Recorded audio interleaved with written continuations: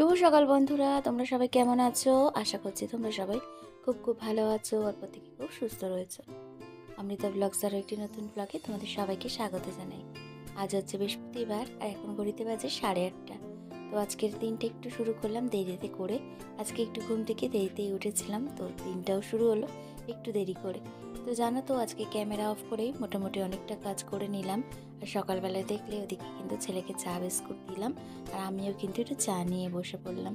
তারপরে চা খেয়ে আমরা কিন্তু আমার অনেকগুলো কাজ আমি অফ ক্যামেরায় করে স্নান টান করে পুজো দিয়ে নিলাম, কারণ আজকে তো বৃহস্পতিবার, তো অনেকটা সময় লাগে পুজো দিতে। তোমাদেরকে আগেও বলেছি, আমার একার না, তোমাদের অনেকেরই হয়তো এরকমই সময় লাগে পুজো দিতে। কারণ বৃহস্পতিবার দিনটা না কী হয় বলো তো, সিংহাসনের সমস্ত সব নামিয়ে পরিষ্কার করে তারপর আবার নতুন জামা কাপড় ঠাকুরকে পরিয়ে পরিষ্কার পরিচ্ছন্ন করে তারপরে কিন্তু পুজো দিতে হয়।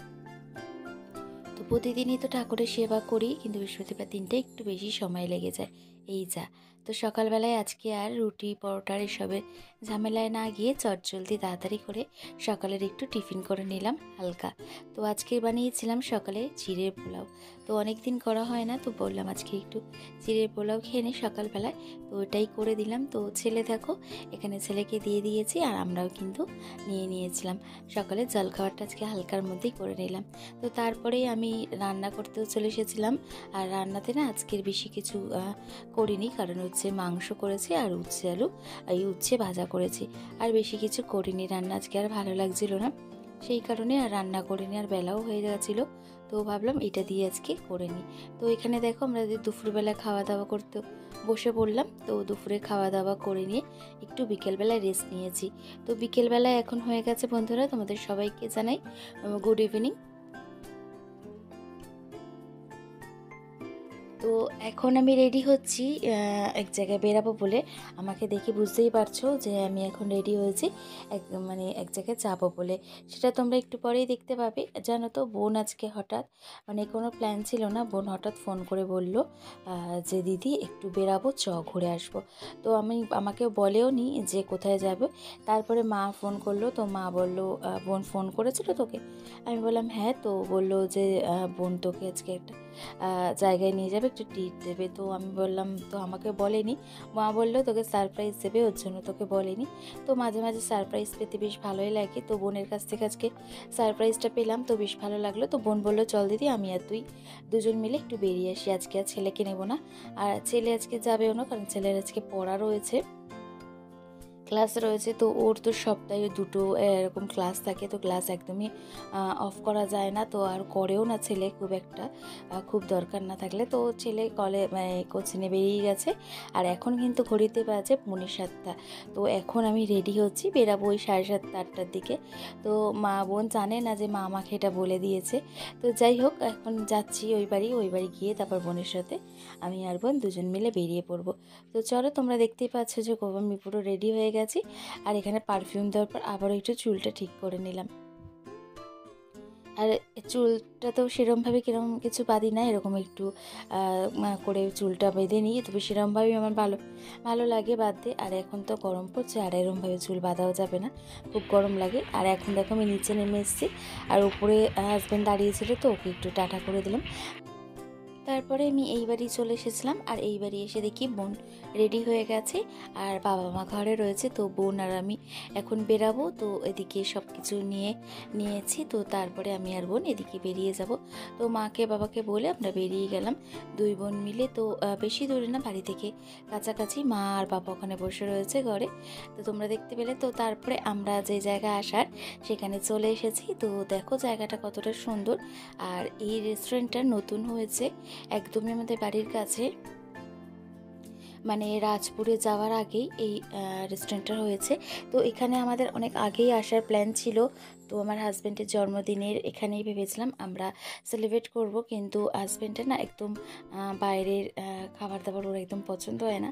তো সেই কারণে যাই হোক, আমরা ঘরেতেই হাজব্যান্ডের জন্মদিনটা করেছিলাম।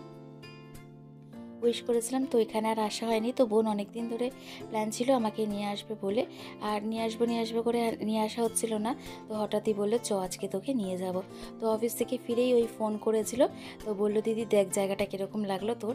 তো আমি বললাম বেশ ভালো লেগেছে, আর খুব সুন্দর করে সাজানো। আর কি বলো তো, খাবার দাবারও এখনও আসেনি, অর্ডার করেছিলাম। তো আমি আর বোন এখানে দাঁড়িয়ে একটু ফটো তুলছিলাম, একটু কথা বলছিলাম। তো খাবার অর্ডার করেছি, আসতে তো একটু সময় লাগবে। আর একদম না, এটা রাস্তার পাশেই, যে বারুইপুর গড়িয়া যাওয়ার যে মেন রাস্তা, তার পাশেই একদম কিন্তু এই রেস্টুরেন্টটা করেছে।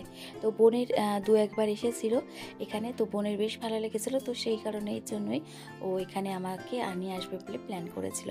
তো বেশ ভালো লাগলো। আর এখানে না ছোটোখাটো কোনো অনুষ্ঠান সেলিব্রেট করা যায়, বেশ সময় কাটানো যায় অনেকক্ষণ ধরে। কিন্তু এখানে কিন্তু সময় কাটাতে পারবে নিজের প্রিয়জনের সঙ্গে। তো যাই হোক, আমি আর বোন এখানে চলে এসেছি। আর ওই যে ওখানে দেখছো ওদের কিন্তু ওখানে কিচেন। তো আর এখানটায় এত সুন্দর করে কিন্তু সাজানো গাছ দিয়ে, আর প্রতিটা জিনিস কিন্তু খড় দিয়ে সাজানো, দেখতে পাচ্ছ খড়ের ছাউনি আর বাঁশ দিয়ে কিন্তু পুরো করা।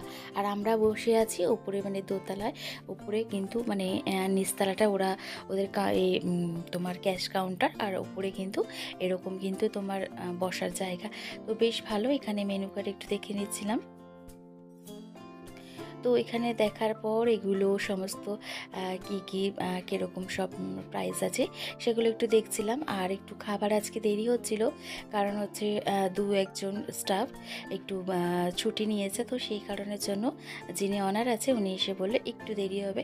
তো বোন 2-3 বার এসেছে, তো ওর জন্য ওর বোনকে বেশ ভালোই চেনে। আর অনার এসেই বোনের কাছ থেকে মানে অর্ডারটা নিয়ে গেল।